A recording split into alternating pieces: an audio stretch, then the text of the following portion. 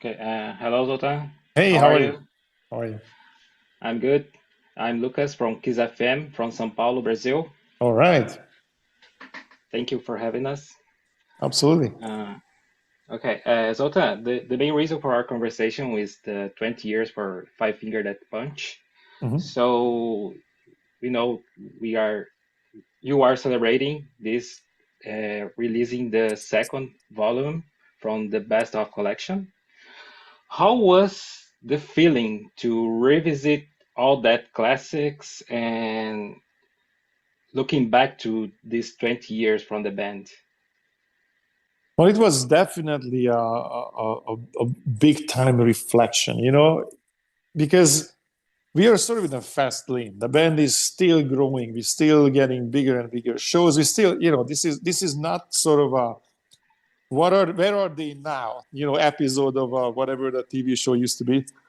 This is the band is very much full steam ahead, playing bigger and bigger shows. We are one of the biggest unknown bands, if I can joke about that, because we have this massive, very very tight knit fan base. But outside of that, even though these are we have tens of millions of fans outside of our genre, people not necessarily know who Five Finger Death Punch is, which is it's just because there's no MTV, there is no comprehensive global media, so it's sort of focused in inside this genre.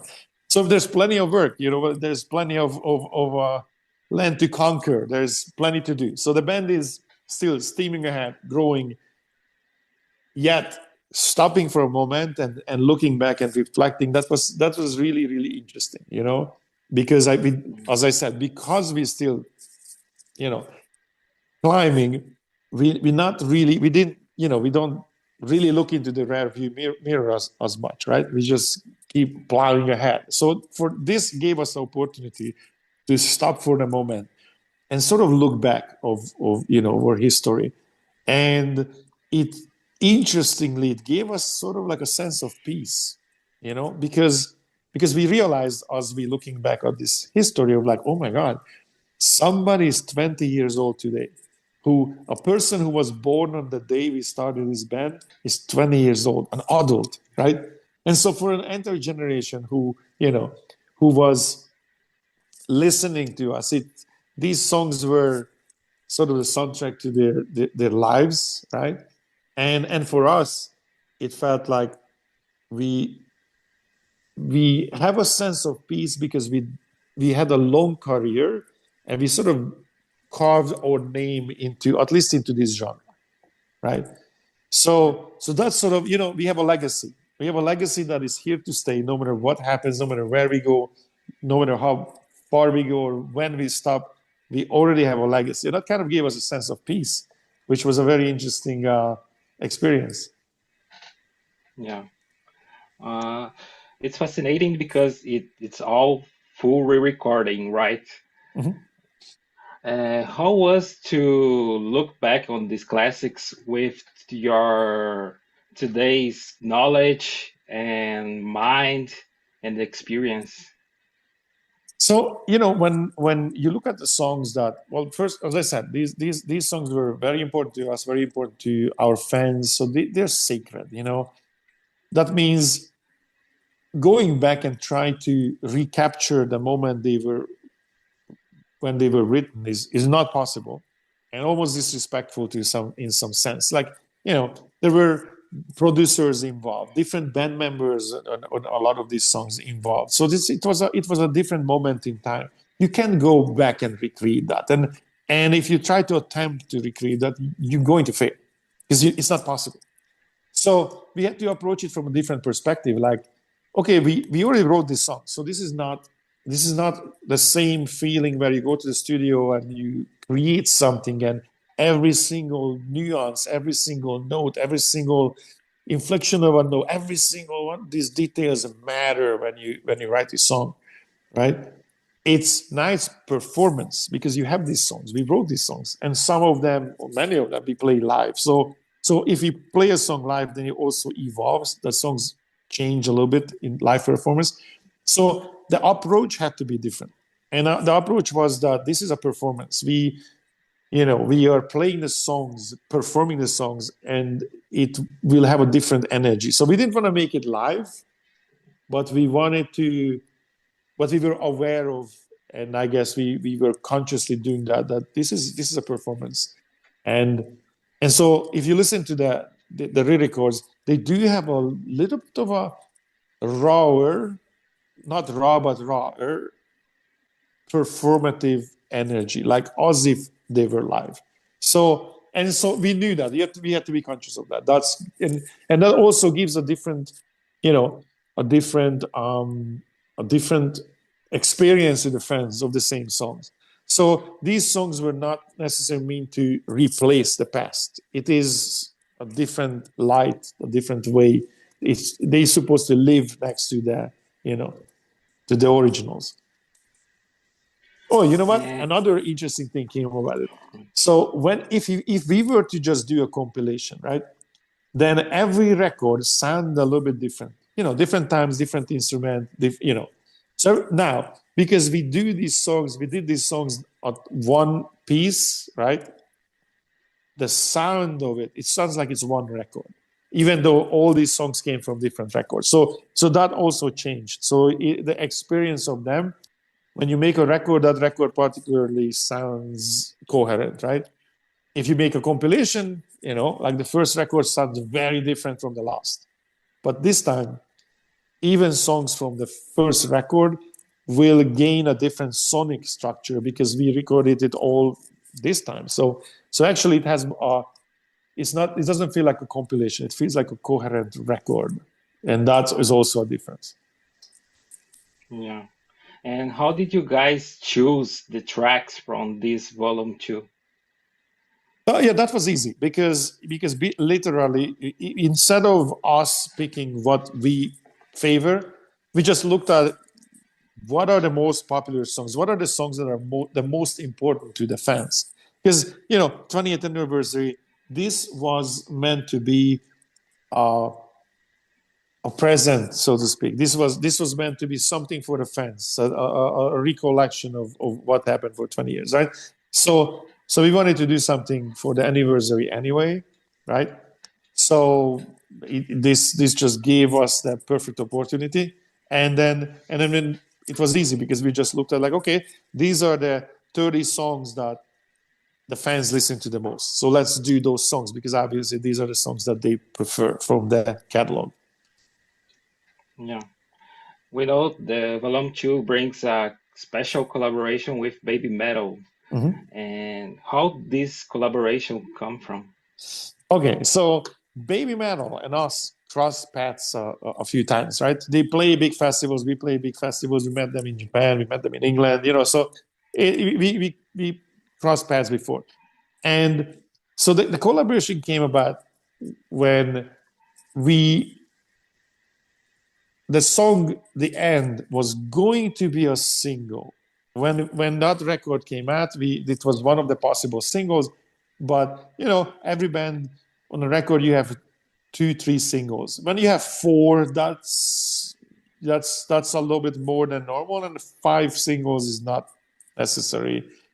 That's unusual of every from a record that somebody has 5 singles, and we just happened to have 4 singles already off of the last record. So this song never made it, and it was an important song, and we kind of wanted this to be a single, but it was the shuffle of the deck, I guess, that it never became a single. But even though we wanted it to be, good problem to have. We had more songs possible to be radio singles than that we could put out, and so that was the idea. Was that, well, okay, this will give it an opportunity to live on radio again. It was an important song to us, and now I'm gonna explain the mechanics of how this happens. So when we write a song, usually we write the music first. We are big believers of classical composers, right? They usually, at the time, especially, they didn't have lyricists to explain to you what a song is about. Yeah. So they had to communicate the music, everything, complex things with the music. Vivaldi's 4 Seasons. You listen to that, which one is summer, which one is winter, because the music tells you that. So that's kind of our idea of how we write songs. They're always very visual, when I'm writing, I'm very visual. I'm thinking of, I'm writing soundtracks to a movie in my head. That's how I write music. And so when we give it to Ivan to write lyrics, sometimes he asks what was I thinking when I was writing it. Sometimes he just picks up the vibe immediately and just goes for it. Now, when he writes the lyrics and comes back to the studio,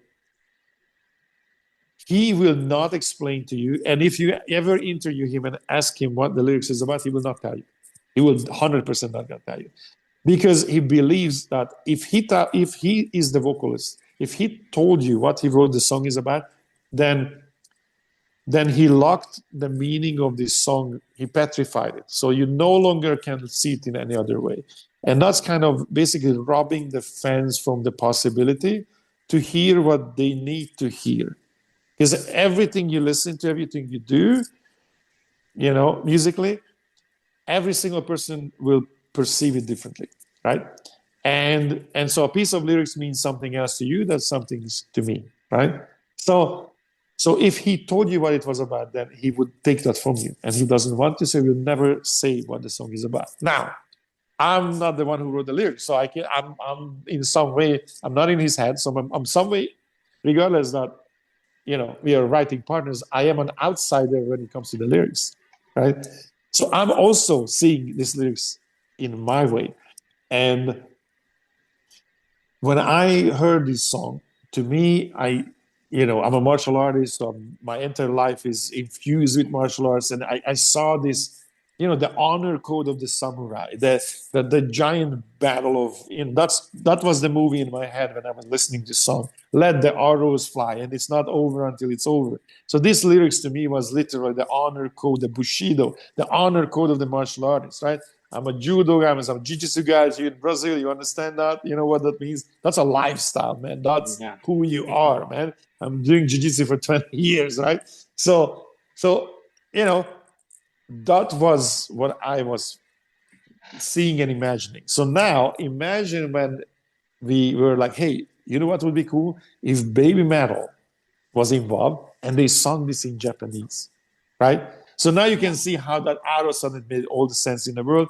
And then when we did the lyrics video, which is not a real video, it's just a visualizer, but we still wanted to do more than just words. So we put like a little visualizer to it.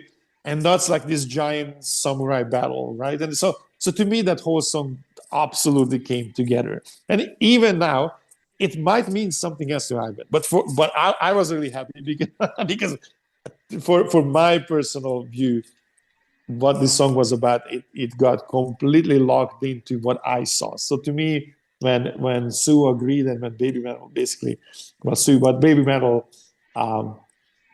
did the song, to me that was a perfect combination. It came together what I saw, how I heard it. So to me, this was a massive win. I'm very, very happy what came out of this, and the fact that we are kind of in the same genre, but our fan bases are very, very different.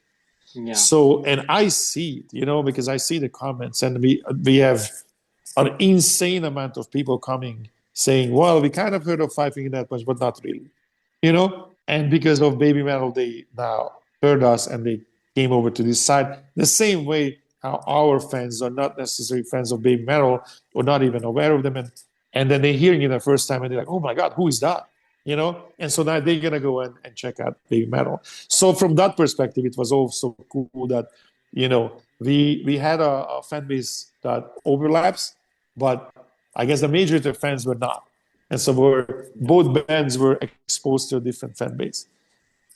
Okay, and for the last question, to ask you, with all this celebration, do you have any message from Latin America and Brazil especially? And just one more. Yeah, 100%. Oh yeah, man. Here's the thing. Yes. Just one question. Is there any chance that we will see Five Finger Death Punch maybe next year in Brazil? There's a pretty big chance of that, actually. So look, when we went to Brazil, right? We played in Rio, we played Sao Paulo. I mean, that is true. We were look. I know that South America is a huge rock and heavy metal fan. I mean, it's the whole culture is permeated with this music. Like, everybody talks about it. All the industry talks about it. Even if you never went, you kind of know, you know. Still, with knowing that, when we went to Brazil, when we arrived to Brazil, man, we had an incredibly, shouldn't say shocking, but shocking experience where, man, the crowd was insane. We had a huge crowd, and they sung every word to every song, more so than anywhere else, right? So it was an insane experience. So we, you know, and it's been a long time. We still talk about that. Like, man, they went to Brazil. Oh my God! Anywhere we went on the street, people were running up. Everybody recognized us. We didn't know how influential the band was in Brazil. So yeah, 100%, right? And you know, as I said, like I'm a massive, still competing, you know, competitive Brazilian jiu-jitsu black belt. I compete. This is, you know, my wife was Brazilian. You know what I mean? So to me, that's, you know, I'm Yeah. I'm adopted into Brazil. So for personally, 100%. Actually, you know, I can't wait, tell you the truth. And it is the thing, like for me also, you know, training jiu-jitsu, right? Like Brazilian jiu-jitsu, you know, Yeah. gotta go home, train, you know, train close to the source. So yes, 100%. So the final answer is like, I really freaking hope so that we hitting Brazil next year. Me too. Thank you. And thank you for having us. Absolutely.